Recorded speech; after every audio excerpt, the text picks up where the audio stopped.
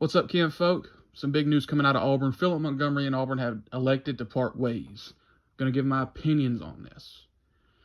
I think that it had to happen.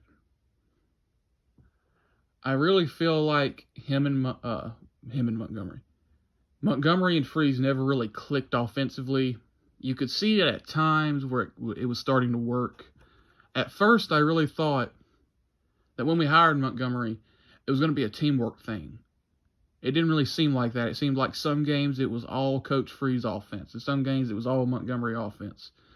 And then there was like Georgia, where you could see the running games mesh together between Freeze and Montgomery. The RPOs were there, and then there was the power read, the 12 personnel pistol zone read that went for 60 with Peyton Thorne at quarterback. There were those games. And then there were games like New Mexico State where we couldn't get anything going. And it was a lot of play action drop back passes, which is more Montgomery's thing. And you could tell that it didn't work. Monty is not a play caller who used a lot of RPOs previously. They were mixed in there some, but they weren't used often. So I felt like when Coach Freeze was pushing the RPOs, which was a good thing because it worked for us, it really felt like it was outside of Montgomery's comfort zone, and it didn't really work. And the flip-flopping between the play calling mid-game, I really think threw off the rhythm for the players.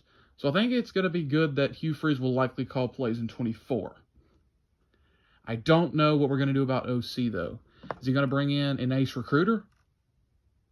Like a Damian Craig in that position of OC, let him coach quarterbacks? Or bring in Damian Craig, maybe have him coaching something else like tight ends or something. I don't know. I don't know what we have open, really. And elevate Ken Austin to on field and let him coach quarterbacks. I don't know how it's going to work. Maybe we just promote Ken Austin to OC in name and let him coach the quarterbacks, which I would be perfectly fine with. I'm a big fan of Ken Austin and his ability to develop quarterbacks. He did it well at Liberty, particularly with Malik Willis. So, I mean, there are some other names that have been thrown around at OC, like Willie Corn, Brennan Marion.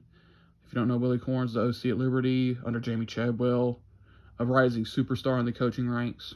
And Brennan Marion is the OC at UNLV under Barry Odom. So I don't really know how it's going to shake out. If I had to bet on something, I'd say it'd either be an ace recruiter or Ken Austin. I don't know if he's going to bring in another play caller. But that's just me. I hate that this is going to tarnish Philip Montgomery's legacy because this is not all on him. It was just a bad fit from the beginning, and the talent wasn't really there at high enough of a level for his offense to be truly effective. And I don't know.